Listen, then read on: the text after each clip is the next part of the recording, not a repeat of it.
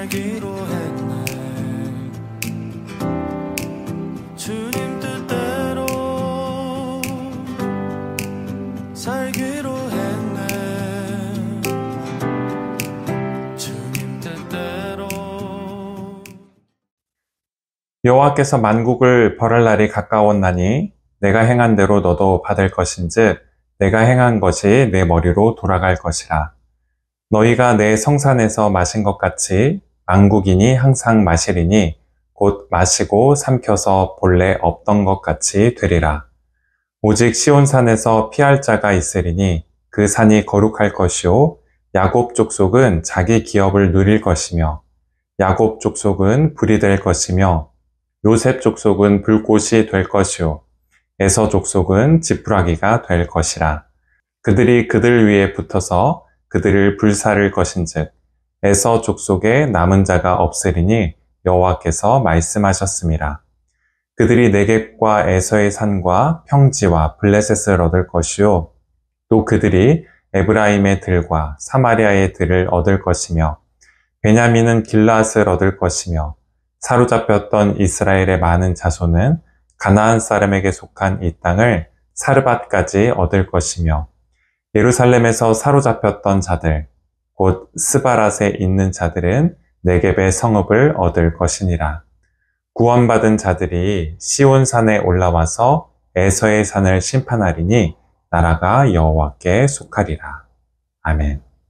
오늘 본문은 오바댜서를 다루고 있는데요. 오바댜는 하나님의 종이라는 그런 뜻입니다. 21절로 이루어져 있는 구약 성경에서 가장 짧은 성경이기도 하죠. 오바댜서는 특별히 이방 민족을 대표하고 있는 이 에돔 족속을 심판하시는 그런 하나님의 말씀을 담고 있는데요. 에돔은 붉은이라는 뜻을 가지고 있는데 이는 야곱의 쌍둥이 형이었던 에서의 별명입니다. 몸이 붉고 또 털이 많아서 붙은 별명이었죠. 이후 창세기 36장에 보면 이 에서의 자손들이 세일산이라는 곳에 거주하고 정착했다라고 기록하고 있는데요. 에돔이 세워 사해 동남쪽 지역의 그 땅과 바위 역시 예를 들면 요르단의 고대 도시 페트라처럼 그런 붉은색으로 이루어져 있었습니다. 그렇다면 하나님께서는 왜 에돔을 심판하시겠다라고 말씀하셨던 걸까요? 그 이유가 바로 오늘 본문 앞에 있는 오바댜서 1장 10절과 11절에 기록되어 있는데요. 내가 내 형제 야곱에게 행한 포악으로 말미암아 부끄러움을 당하고 영원히 멸절되리라. 내가 멀리 섰던 날 곧 이방인이 그의 재물을 빼앗아가며 외국인이 그의 성문에 들어가서 예루살렘을 얻기 위하여 제비 뽑던 날에 너도 그들 중 한 사람 같았느니라. 에돔과 이스라엘은 형제지간입니다. 앞서 말씀드렸던 것처럼 에돔은 에서의 후손이고 또 이스라엘은 야곱의 후손이기 때문이죠. 물론 형제지간이라고 해서 늘 사이가 좋았던 것은 아닙니다. 에서와 야곱은 어머니 리브가의 이 뱃속에 있을 때부터 싸웠던 것으로 유명하죠. 또 야곱이 사냥을 나갔다가 돌아와서 지쳐있던 형 에서에게 팥죽 하나를 팔아서 장자권을 빼앗았던 그 이후 두 형제의 갈등은 정점에 이르게 됩니다. 이후 에서와 야곱은 오랜 시간이 지난 후에 서로 화해하게 되지만 그 두 형제의 후손인 에돔과 이스라엘 사이에는 계속적인 갈등이 있었습니다. 그러다가 이스라엘이 왕정 국가를 세우고 다윗이 왕위에 올랐을 때 에돔을 쳐서 에돔 전역에 주둔군을 두고 또 에돔을 유다의 지배하에 놓게 되죠. 그러던 에돔은 유다로부터 간헐적으로 독립을 얻기도 하지만 기원전 605년에 바벨론의 속국이 되고 맙니다. 그러다 기원전 587년에 바벨론이 남유다를 침공했을 때 바벨론의 편에 서서 바벨론을 돕게 되죠. 그리고 그때 남유다가 멸망하게 되는데 에돔은 이후 남부 유다 지역으로 이주를 해서 다윗이 왕위에 오르기도 했던 그 헤브론이라는 도시를 자신들의 수도로 삼게 됩니다.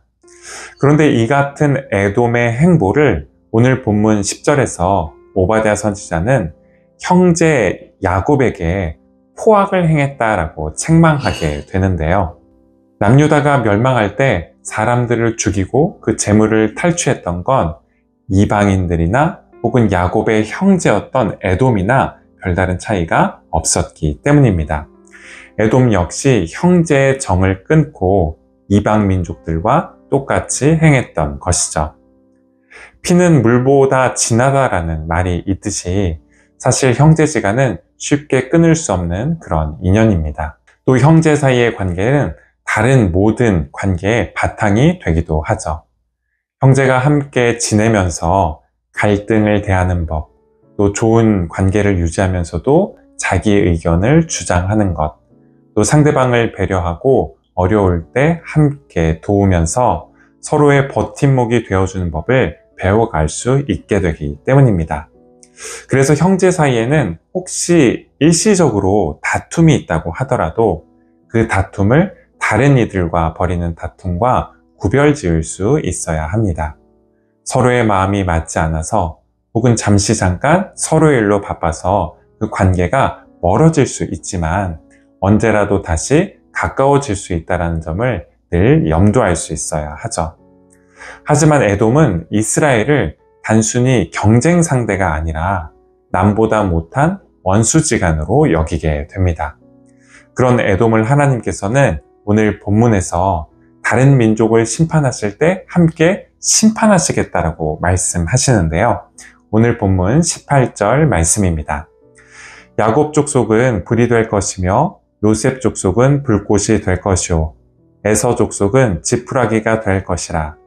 그들이 그들 위에 붙어서 그들을 불사를 것인즉 에서 족속에 남은 자가 없으리니 여호와께서 말씀하셨습니다. 사실 바벨론의 침략은 두 나라 모두에게 있어서 큰 위기였고 또 어려움이었습니다. 바벨론의 침공으로 인해서 이스라엘과 에돔, 이 두 나라 모두 멸망해버렸기 때문이죠. 하지만 그렇게 어려운 시기에 서로 배신하고 등을 돌리고 미워하기보다 그 시간을 함께 보냈더라면 어땠을까요? 나라를 잃은 서름을 서로 위로하면서 나라가 멸망했지만 의지할 형이 있고 또 동생이 있어서 서로 든든하다라고 여겼더라면 어땠을까요? 고대 주나라의 노래 모음집인 시경의 첫 번째 권에 나오는 상체지화라는 그런 편이 있습니다. 상체는 이스라지 나무를 말하는데요. 형제간의 화목과 우애를 가리키는 말입니다. 앵두만한 크기의 그 이스라지 열매는 굉장히 작습니다. 그 꽃도 하나만 피면 굉장히 작죠.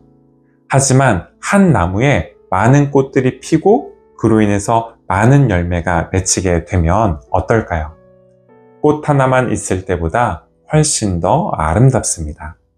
열매 하나만 맺힐 때보다 훨씬 더 풍성해 보이죠. 형제 사이가 바로 그렇습니다. 혼자라면 별로였을 텐데 형제들이 함께 모이면 훨씬 더 돋보이게 됩니다. 어려운 일이 있을 때 역시 마찬가지입니다. 혼자라면 할 수 없는 일들도 형제들과 함께 힘을 합치면 거뜬히 해낼 수 있게 됩니다. 이 점을 시경은 다음과 같이 노래하고 있는데요. 이스라지 꽃이 환하게 피었네. 세상 사람 가운데 형제보다 좋으니 없어라. 죽을 고비 당해서도 형제만은 염려해 주고 벌판 진벌 잡혀가도 형제만은 찾아다니네. 할미새 들판에서 바쁘듯 형제의 어려움을 급히 구하네. 아무리 좋은 벗이 있다 해도 그럴 때에는 긴 한숨만 쉬네. 형제가 집안에선 다투다가도 밖에서 업신여기면 손을 잡고 막네.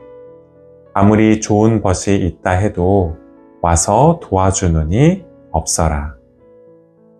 에돔과 이스라엘 역시 집 안에서는 서로 다투다가 밖에서 업신여김을 당했을 때 함께 손을 잡고 어려움 속에서 서로 도왔더라면 어땠을까요? 그랬더라면 나중에 바벨론 포로 생활을 청산하고 각자의 고국으로 돌아오게 되었을 때 그 기쁨이 2배가 되지 않았을까요? 형의 기쁨이 동생의 기쁨이 되고 또 동생의 기쁨이 형의 기쁨이 되지 않았을까요? 이스라엘의 기쁨이 에돔의 기쁨이 되고 에돔의 기쁨이 이스라엘의 기쁨이 되지 않았을까요? 다 함께 기도하시겠습니다.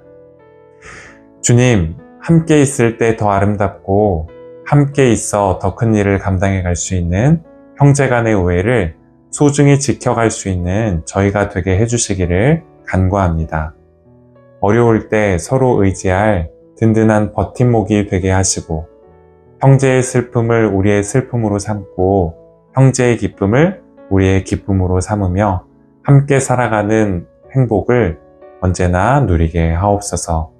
예수 그리스도의 이름으로 기도드립니다. 아멘.